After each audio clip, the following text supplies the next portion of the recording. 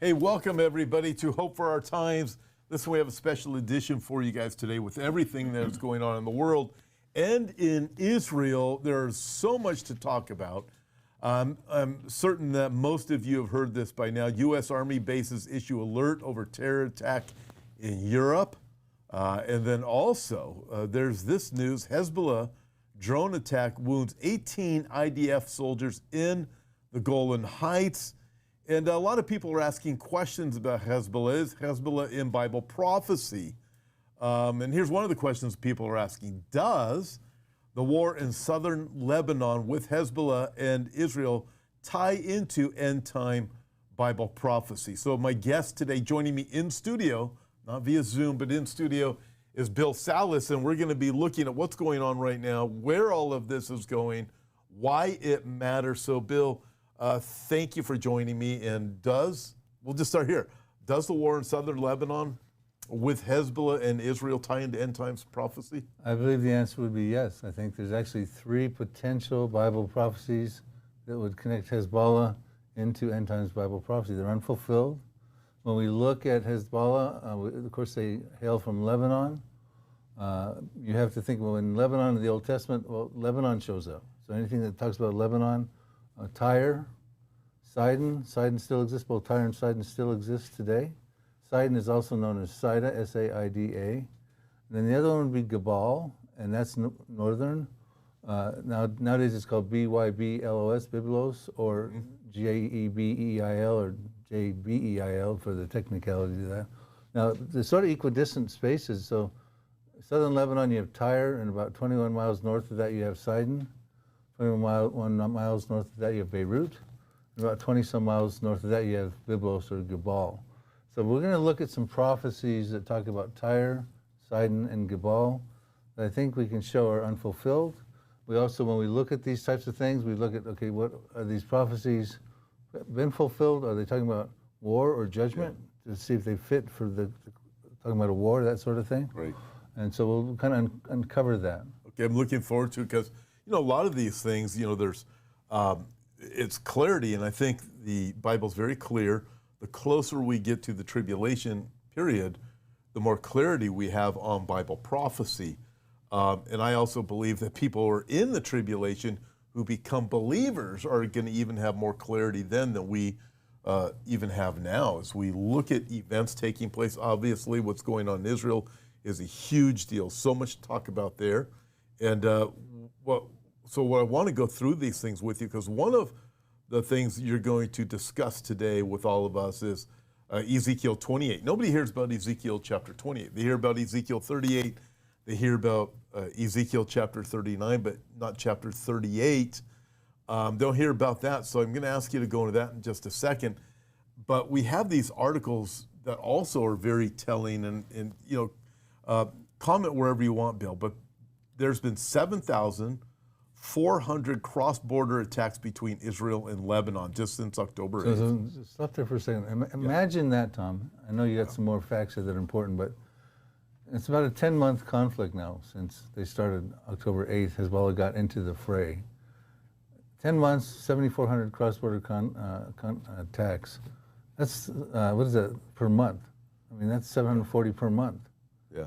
Actually, I think it's even more than that because I think it's 8 months, only 8 or 9 months into it. So the numbers per month are actually even higher. Mm-hmm. And this is Hezbollah. This isn't just people crossing a border. Yeah, so let's say 800 or so per month. I mean, that's incredible. Yeah. So if you think about it, and these are massive things, a lot of people dying, and like you said today, the drone attack, injures 18 IDF. I mean, this is major stuff. Just wanted to kind of put in perspective for the viewers. It's like, they are already, Israel and Hezbollah are already at war, but it's a phase one, and I'd like to talk about the phase one and phase two that Iran's got prepared, time permitting. But they're at war, but the thing is they're going to go to phase two here, in my estimation, soon. And as you read through these facts and these headlines, the viewers are going to understand, hey, this is escalating rapidly and could break open in a massive war, phase two, at any given time. Yeah. So also to help everybody make the connection geographically, especially for anybody who's been to Israel before, then you get how this works. if you've been to Israel, you most likely went to the Golan Heights, to the area of Mount Bental, where you have the coffee shop up there. Also, Tel Dan is in the Golan Heights. You have Caesarea Philippi, which is up in that area, and the Sea of Galilee. The whole Galilee region is at the base of the Golan Heights. So all of that mountainous area up there. So that gives us an idea when we have this news today that 18 IDF soldiers were killed in the Golan Heights. So we can see just how close, and this has actually come into Israeli territory. So when you look at the south, we have Gaza. It's limited to Gaza. And Israel is certainly, they're just clearing that up. But the problem in the north is a different animal. Yeah, well, and Hezbollah is so much more power-packed as a proxy of Iran. They're actually pretty much, I'll just say a couple things about Hezbollah real quick so the viewers can understand.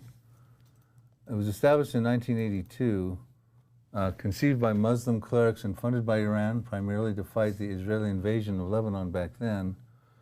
Hezbollah means Party of God in Arabic. It's a Lebanese Shia Islamic political party and paramilitary group, led since 1992 by its Secretary General Hassan Nasrallah.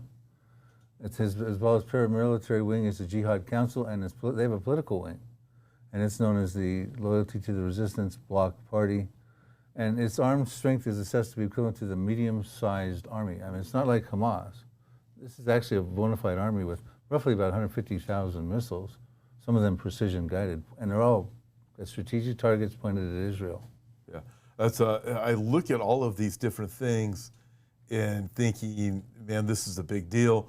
We think of all of the Israelis that have been evacuated, but what more is going to come as the threats just continue to increase?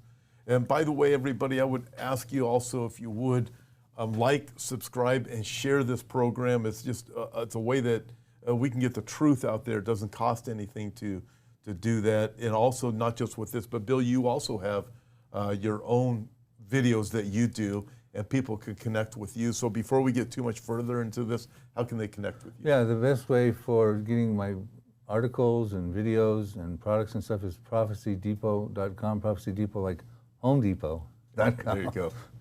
Yeah. So there you got Prophecy Depot. You'll see it in the description too. But again, just really helps us, and we think we got to get the word out. And people are, how do I really get the word out? I'm a little bit shy. Well, share, like, subscribe, and share. And that's a free, easy way for you guys to just be involved and do what you can. And I think we're at a time where it's just necessary to get that truth out there too.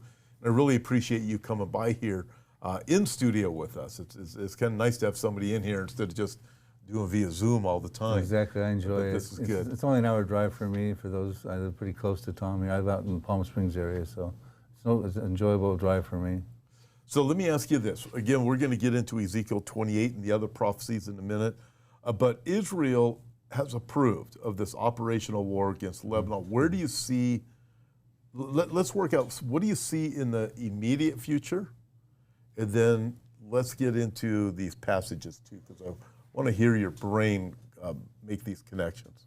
Well, they were, of course, prepared for a massive war with Hezbollah, which would then again draw in the other proxies. More than likely, of course, Iran's going to go full throttle in phase 2 here. And so they've been preparing for this multi-front war for a long time. Back in May of 2022, they did the massive Chariots of Fire drill, where they prepared for this multi-front war with a big focus on Hezbollah and Syria's chemical weapons. They're thinking that Hezbollah could fire in about 6,000 missiles a day for the first several days, and then taper down to about 2,000 effective missiles, meaning not taken out by Iron Dome or falling indiscriminately in fields. They prepared for lots of casualties, because that's to be expected from this kind of war. They've already had casualties in phase 1. So they're prepared for this war, and it's going to take on a whole nother look at this point in time, and it's going to draw in, I think, all the proxies. Think about this, Tom. Back on, what was it, April 18th, when Iran sent over 320 missiles, the drones, cruise missiles, and ballistic missiles.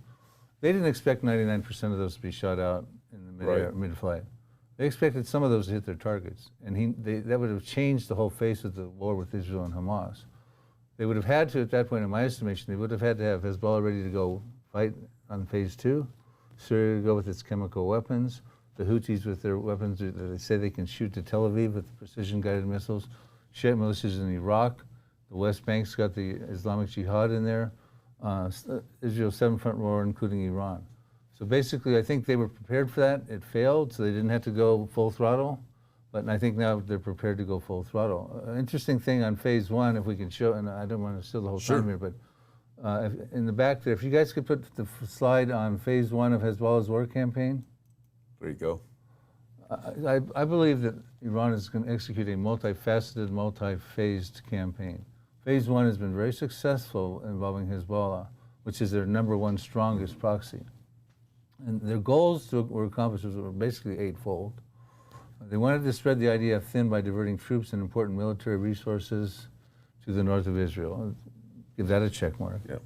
Deplete some of Israel's missile defense systems, namely the Iron Dome, which they've been doing that, create danger and chaos, hysteria among the civilians living in northern Israel, forcing these Israelis to evacuate their homes and towns, which roughly, I think it's about 80,000 have had to leave and about 60,000 have been evacuated, still living outside of their homes. They don't feel comfortable going back, of course.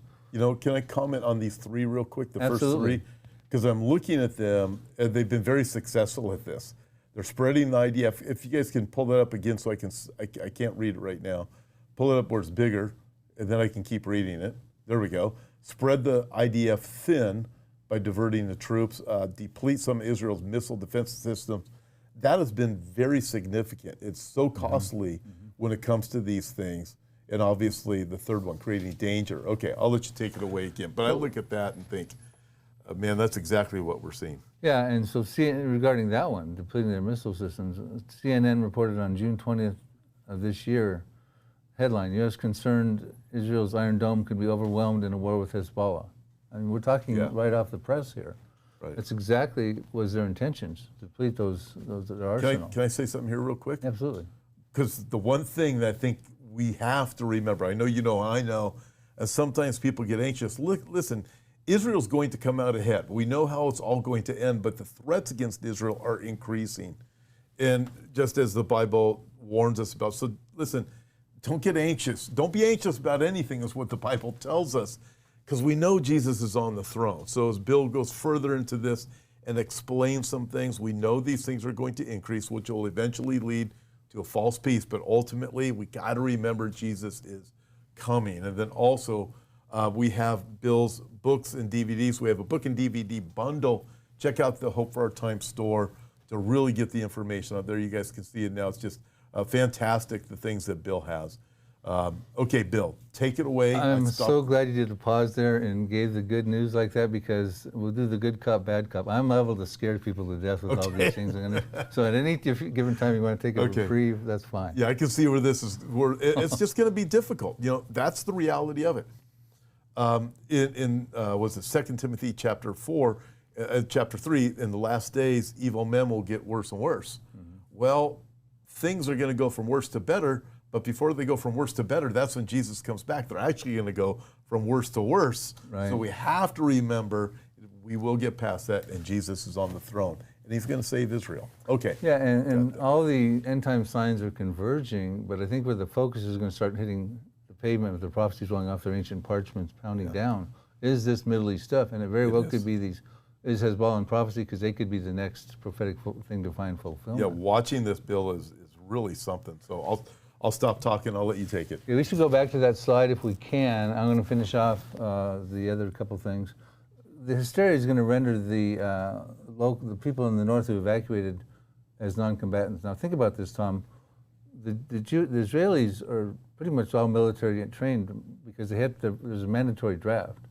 So they're taking out these guys who have military background, 60-some thousand out of them, when they do a ground invasion, which they are planning to do. Hezbollah is. Now they just have to face off with the troops, which is formidable, but they don't have to deal with 60,000 civilians who are pretty much combat ready also at this point in time, fighting for their lives and their homes. It also makes them a refugee burden on Israel and affects tourism dramatically. Now, I love this story. You told it at the conference we were just at with the Prophecy Watchers in Colorado Springs. You were there not too long ago, and this taxi driver, you jumped in his car, and what did he tell you? Yeah, he said, this was in March, and he said, I was his first customer since October 7th. Yeah. And the reality of, he was so excited. He was an Arab driver. And when you go there, you're going to have Arab You'll have Christian Arab, you'll have Arab Muslim, you'll have Jewish drivers, and they're all out of work. And when we look at this, it is not getting better. And you look, you go, how are the people even surviving? The stops, the drivers, whatever it is. That, you walk down the streets where all the shop owners are out there, the little cafes, just being devastated. You feel bad.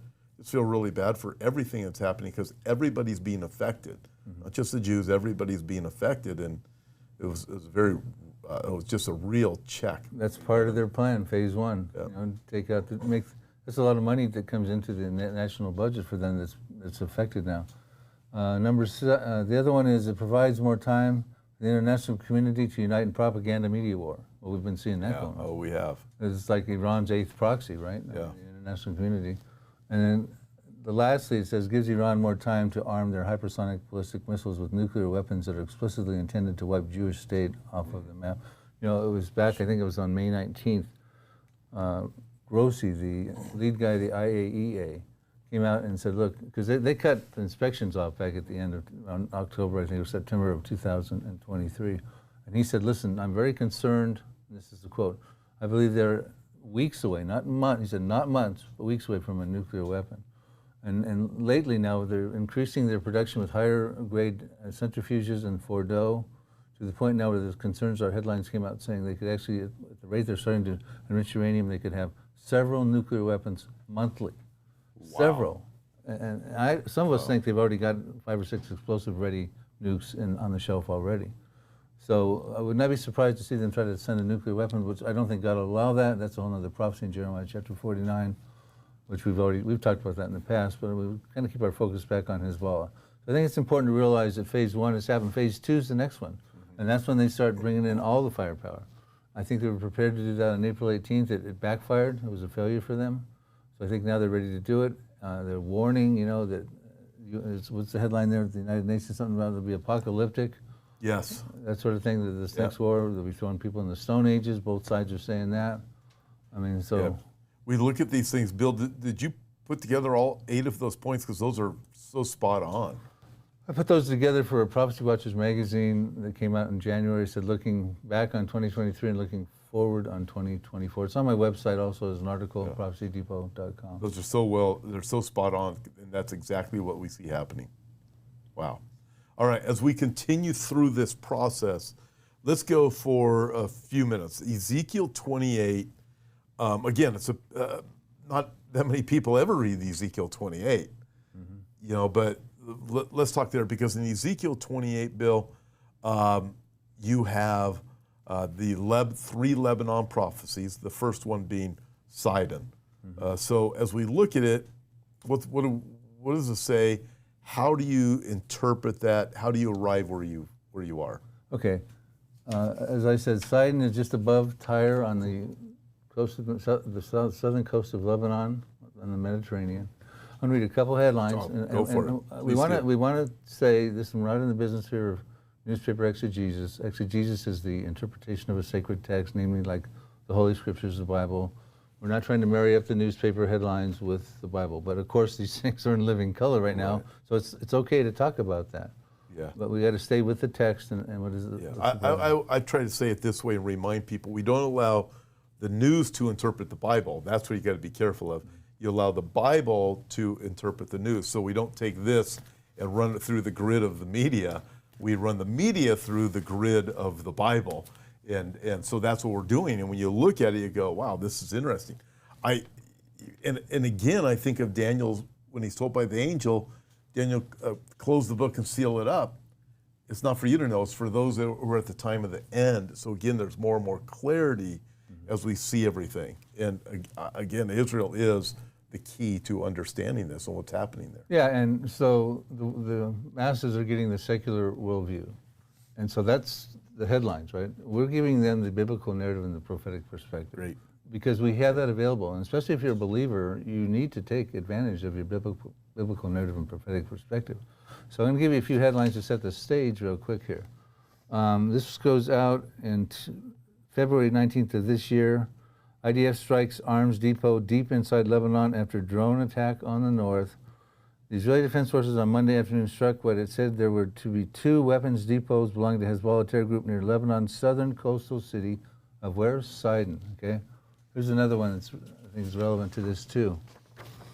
Roya News, February 19th, probably the same thing here. Israeli airstrikes pound Sidon, South Lebanon. The Israeli Army radio reported that the attack on Sidon targeted Hezbollah's infrastructure and was not an assassination operation. Well, there's been some assassinations, right? They're really key at taking out key leaders. Matter of fact, I think it wasn't the Israeli Defense Forces, but I think it was God who took out former President Abraham Raisi on May 19th, right? I do too. Now, I was listening to Caroline Glick the other day. I can't remember who she was interviewing. And Caroline Glick has the same position you and I do. It's God who took him out. And the person she was interviewing, he said, I'm not so sure that Israel didn't have anything to do with it. He's Israeli. I think he was a general. But nevertheless, God is sovereign. And I do believe it was God who took him out. You know, we had the Biden administration and Raisi meeting on how to destroy the nation of Israel. I mean, it's a bad idea. Yeah, we had talked about this on the show right after the death of him, and he was one of the main endorsers of that attack on April 18th of Israel with all those drones. Yeah. We had made the comment of the Frank Sinatra song, he was riding high in April, then shot down in May. You know, so he tried to take Israel out in the air through missiles, and he was taken out in the air as his helicopter was likened to a missile. So that was, and it's reminiscent of Daniel 2 and 20 and 21, which it's the Lord who changes times and seasons, and removes and raises up kings. So this guy wants to wipe Israel off the map, so he's a problem. He gets cursed out of the picture. One last one here, I think I want to read here. Al Jazeera, March of this year, as Israel strikes all around it, fear rises in Lebanon's Sidon. Okay, it's in the news. It's in the prophecies. Okay, reeling from successive crises, the people of Sidon worry that the next one could come from the form of Israeli bombs. Many in Sidon also wonder if Israelis' war will hit their shops and homes, as towns on either side of the city have been hit by Israeli strikes or drone attacks. So this is living color. This is what's going on. So as far as the prophecy goes, let's just go. It's not too many verses. Can we go through it? Absolutely. Okay, let's put up slide. Would be the burden against Sidon. And on the bottom, it's going to be Ezekiel 28, verses 20 through 22. Can you get that one? Yep. There it is. There it is, okay. Now, the first part of Ezekiel 28, we're dealing with the Prince of Tyre, the first section, and the King of Tyre, and then he goes, and then another message came to me from the Lord. Son of man, turn and face the city of Sidon and prophesy against it. Give the people of Sidon this message from the sovereign Lord: I am your enemy. O Sidon, and I will reveal my glory by what I do to you. When I bring judgment against you and reveal my holiness among you, everyone watching will know that I am the Lord. Okay, so right now we've got the Lord. For some reason, Sidon is up to set the Lord. 2 times it mentions here he's against them. There's a prophecy going out against them. There's going to be judgment related to it. And in the process, somehow he's going to reveal his holiness through this judgment. Okay, can we go to the next slide that talks about 25 and 26? Excuse me, not that one. 23 and 24. If you can get that one. There it is. Okay. He goes on to say, we're talking about the judgment here, and we don't know why he's judging them. We don't know why he's against them yet. We're going to find out shortly. Okay. He just doesn't levy judgments randomly on people. God so loved the world, he sends his only begotten Son, because he loves people, right? I will send a plague against you, and blood will be spilled in your streets. The attack will come from every direction, and your people will be slaughtered within your walls. Then everyone will know that I'm the Lord. And then here's the key. Now we start to find out, well, why are you doing this, God? No longer will Israel's scornful neighbors, plural, prick and tear at her like briars and thorns, for then they will know that I am the sovereign Lord. So Sidon, along with Israel's scornful neighbors, remember Sidon's just above Tyre. We'll talk about Tyre in the prophecy in a moment. They're like a pricking briar to Israel. And if this is a prophecy for our time, that's what we've seen. All these Arab countries around them have been scornful. God illustrates it as a prickling briar around them. This judgment is going to lead to a series of successive judgments around those prickling briar countries. We'll get into that in a moment. And that's why. Israel's stuck in there. They can't dwell securely, etc. Now, the New King James says, the wounded shall be judged in her midst by the sword against her on every side. So now we have a picture of a military aspect of this judgment. Okay, probably the Israeli Defense Forces, but we're not exactly told on that. Can we go to the next slide that talks about verses 25 and 26? Okay, we got it. Thus says the Lord God, when I have gathered the house of Israel from the peoples among whom they are scattered, and am hallowed in them in the sight of the Gentiles, and they will dwell then they will dwell safely in their own land, which I gave to my servant Jacob, and they will dwell safely there. They will build houses and plant vineyards. Yes, they will dwell securely. Now, I'll stop there for a minute. 2 times, dwell safely, securely. Hebrew words are yeshav v'thak. The same 2 Hebrew words that show up and dwell securely and dwell safely 2 times in Ezekiel 38. We'll go there in just a minute. So we're going to find out this is when Israel's going to dwell securely. So they're going to build houses, they're going to be brought back in the land, they're going to dwell securely. But when? When I execute judgments on all those around them who despise them. You're just talking about a prickling briar and scornful neighbors. And then they shall know I'm the Lord their God. So Israel's going to dwell securely. They're not dwelling securely now, but these judgments are going to be executed upon them that despise them. And right at the top of the list, apparently, is a judgment upon Sidon. So interesting passage when you look at it. It reads similar to Ezekiel 38, where God says you'll be dwelling safely and securely. A peaceful people, it says there. Certainly, we're not in that place yet for Ezekiel 38, but you're looking at this saying you're making this connection for current. This is how we get there. So when I teach on Ezekiel 38, I say it's stage setting, but it's not yet ready to happen. There's some preconditions. Yeah, I would definitely precondition. So you're talking, what we're watching now is it's a precondition as things are developing. Right. They can't dwell safely or securely because the people around Israel who despise them are like a prickling briar. They need judgments executed upon them. This is where we start to see this beginning. They will be judged. Ezekiel 38 says they'll be dwelling as a peaceful people, securely, without walls, bars, nor gates, and receipt of great plunder and booty, because that's what Russia, of course, comes after with this coalition. They are not dwelling securely without walls, bars, nor gates. They've got walls to the north with Lebanon. That's why Lebanon is building tunnels underneath there. Walls around the Gaza, the fences. They got walls by the Sinai. They got walls by Jordan, and they got a partition wall that goes down Israel's center to keep Palestinian terror out of Israel proper, and that's about 400 and some miles. They do. Yeah, let me ask you this just for clarity for everybody watching. So, as you see it now, and I totally agree with you, Ezekiel 38, we're not there yet. One of the words for peaceful people describes a tranquil people. Israel's not in tranquility. No. Not since Solomon has Israel actually been there. I had somebody argue with me the other day. Since 1948, they said they've been there. I said, it's not the day after they were a nation, they got attacked. It's been nonstop. They're not a tranquil people. So what you're saying is, what we're watching now is this escalation, but God is going to deal with Sidon. There's going to be a judgment that's going to come upon Sidon, Tyre, and the other, and this is what's happening. We're watching the rise. God's going to deal with that. After he deals with that, then they'll be dwelling safely. Yeah. Okay. Presently, the most biggest prickling part of the briar and the thorns is Lebanon with Hezbollah. I mean, you know, they've all been involved in the Israeli conflicts. But right now, the big issue is Lebanon. Okay. And this is where Iran is now going to start to focus its proxy, in my estimation. The headlines, we can keep on reading them. They're coming off the press, hot off the press every day. No, nobody else talks about this. Yeah, and we got... Yeah, it's very interesting. Phase 2 of Hezbollah in Israel is probably about to happen. Everyone's worried about it. Saudi Arabia is telling people get out of Lebanon. U.S. and Canada get out of Lebanon. Netherlands, someone else just recently get out of Lebanon. They're all seeing it. They're all worried about it. And it's coming on phase 2, in my estimation. And it's got to happen because those Israelis got to dwell securely, get their people back into their homes in the north.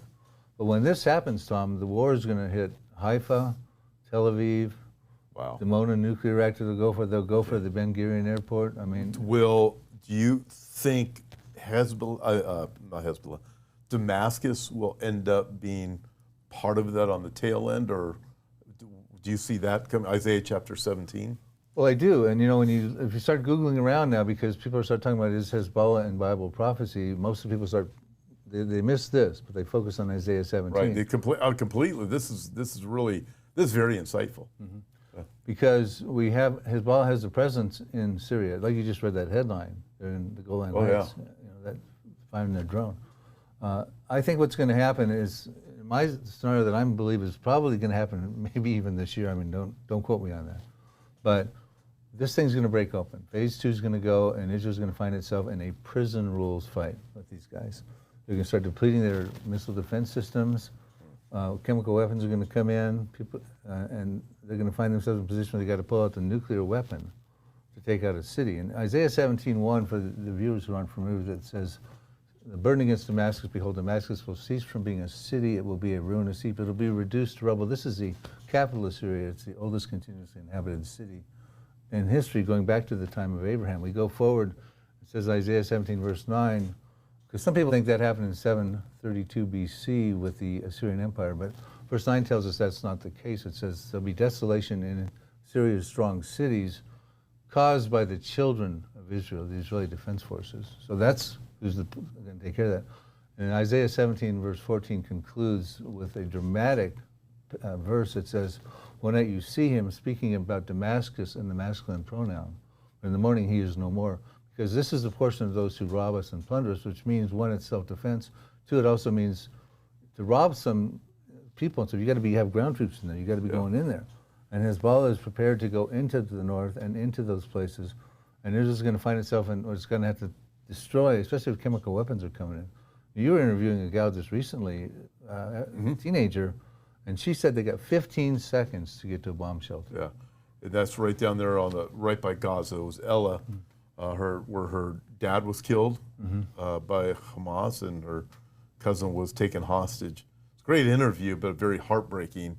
But it's real. You know, these people, they're saying this didn't happen. It's all lie. It's horrible. The lies are being said about Israel. Let me ask you this. You're talking about this, just specifically when you look at Sidon, everything you're talking about unfolding. We could be here. We don't know when the rapture is going to take place. You and I are both pre-tribulation believers, which means we believe the rapture will take place before the covenant of Daniel chapter 9. But could we be here for this? We could. You know, you and I did a prophetic documentary called The Pre-Tribulation Prophecies, which is also available in the store if anybody wants to check that out. Really well done. I mean, I think it was 2 discs, a solid message, slides. Yeah, everybody sees it right now. Yeah. There it is. It's available. Actually, that's... Oh, that's the other one. That's yours. That's not my documentary. That's my latest book, and a DVD I did with Mondo Gonzalez. But you and I did one, very professionally put together in your studios. Yeah. That talks about a whole flurry of prophecies that could happen before the tribulation. Of course, the rapture would be in there somewhere. We don't know when that's going to happen. It could happen in any given moment. It's imminent. It's a signless event, etc. So there is a likelihood or a possibility that we'll be here for some of these things. Okay. Maybe even this. Yeah, and I wanted to say that so our viewers will understand. If this unfolds, like you're saying, before the end of the year, and we're still here, you need to know the tribulation has not yet begun, and I think we need to have that clarity, because you know how people are when it comes to videos that are out there. They'll make a video saying the rapture's going to happen tomorrow. You know, this guy's the Antichrist and he's dead, and all these different things. You cannot lose focus on the Bible and understand the timing of things.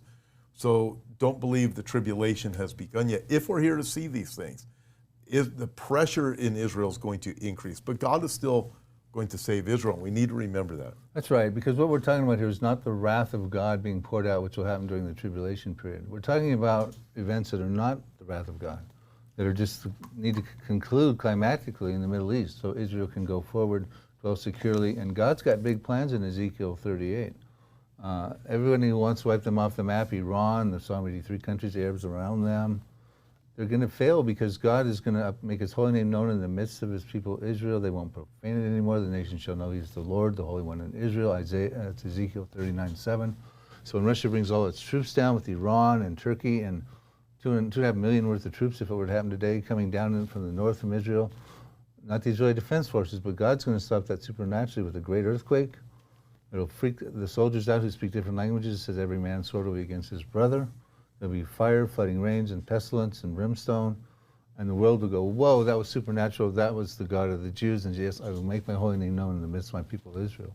So that's where this is going to go. The big marquee event, Israel's back in the land.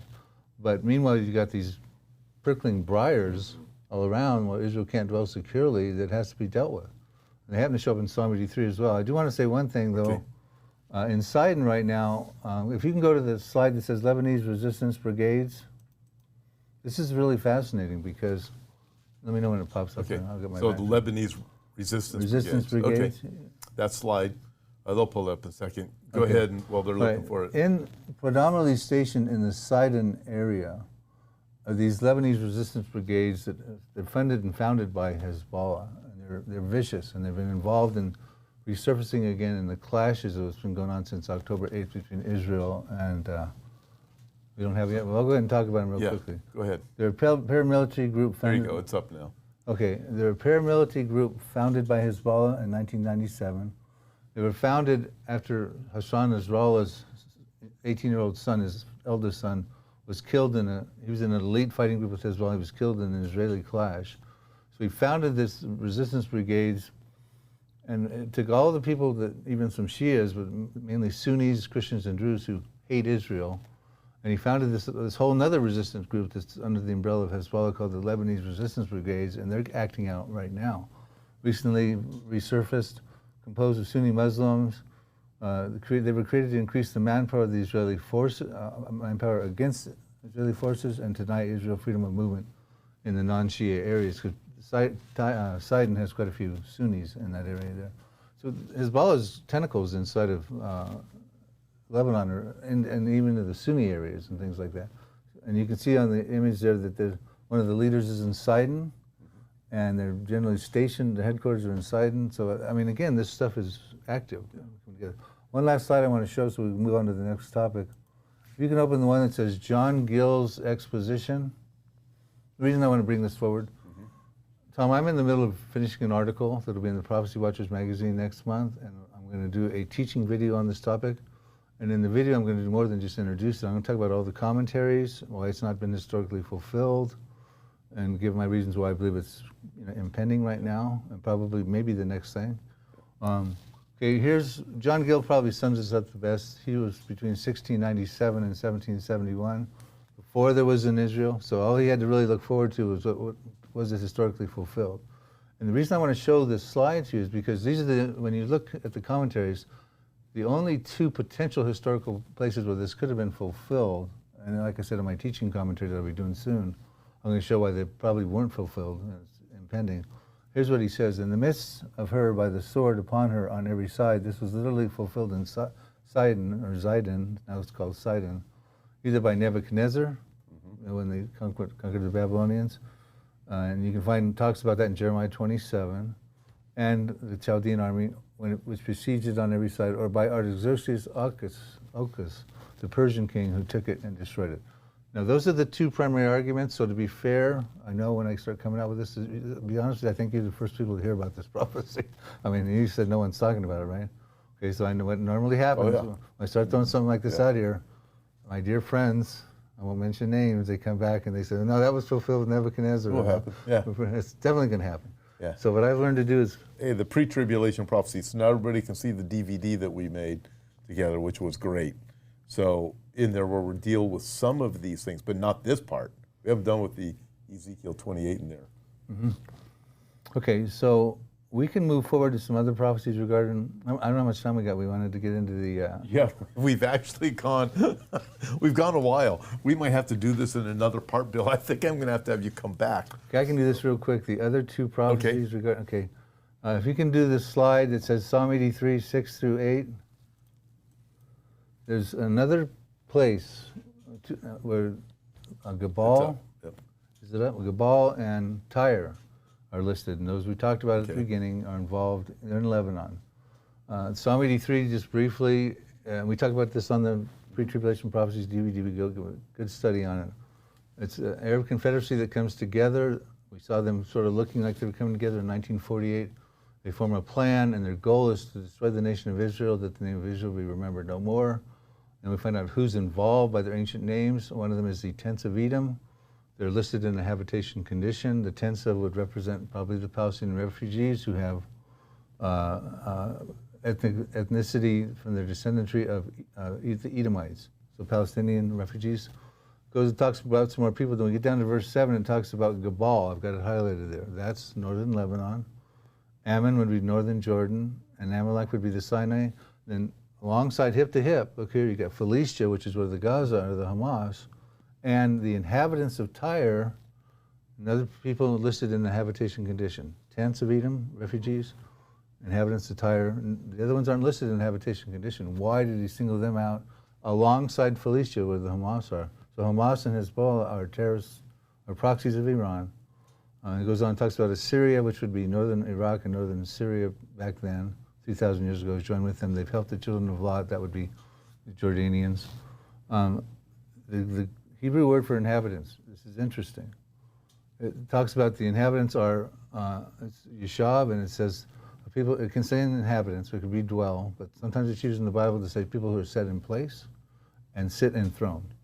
Okay, and so I'm wondering if that's not talking about Hezbollah. In other words, they were set in place, founded in 1992 by, 82 by Iran, 92 with Hezbollah and Nasrallah. They're enthroned in the military. They're a paramilitary group with a medium-sized army, like a world army. They got political party as well in the Lebanese parliament. So I'm under the impression that that's going to be the case. But what goes on to happen here is the Israeli Defense Forces are going to win this war. And that's going to conclude the prickling briar scenario around there. Those that need judgments executed upon them. We don't have time to do a Psalm 83 study. I've written a book called Psalm 83, The Missing Prophecy Revealed, but I would encourage you to get the DVD we did. You can get all you need on that. That's a documentary. That's just not a teaching video. That was really well done. Yeah, people are going to really understand these things a lot better with that help too. Hey, I want to mention this because I find it so fascinating, is when you look at Israel today, and throughout history, you have the problems where Israel has problems in Gaza, they got problems in Judea and Samaria, and they have problems in the Golan Heights. Those are their four primary difficult areas, not to mention other challenges if you go outside of their borders. But when you look biblically, what did they do? They didn't take the Gaza area. The tribe of Dan decided, instead of taking that area, because the Philistines were too difficult, they decided to relocate up to the Golan Heights, which was a huge mistake. People could see the map there. That was a mistake. And then when you have Judea and Samaria, what did you have? You had the corruption of Jeroboam, and then in the south, and then you had you have Rehoboam up north, and Jeroboam in the south, and you start having these challenges after Solomon died. And what are the four areas that Israel's still dealing with today? It's these areas. It's as if God is saying, okay, you're supposed to deal with these 2,000 and 3,000 years ago, you guys didn't, and guess what? These problem areas are still here. And by the way, I just want to encourage everybody, again, if you would just share this, it's a way that you can be involved. You might be thinking, how can I really tell other people about what's going on? Well, one way is just share the video, and it's free to do that, and it helps us. We like, subscribe, and share. We really do appreciate it. Okay, Bill, I just find that always fascinating with Israel today, where they were, and they're still dealing with these, and the enemies around the prickling briar. Yeah, it's still here we are. Well, these are these people, I'll just do it real quickly. The people in Psalm 83, the prickling briar, I'm presuming we're talking about here, they share common borders with Israel. They're why Israel can't dwell securely. They need judgments executed upon them. They're the ones Ezekiel says that despise them.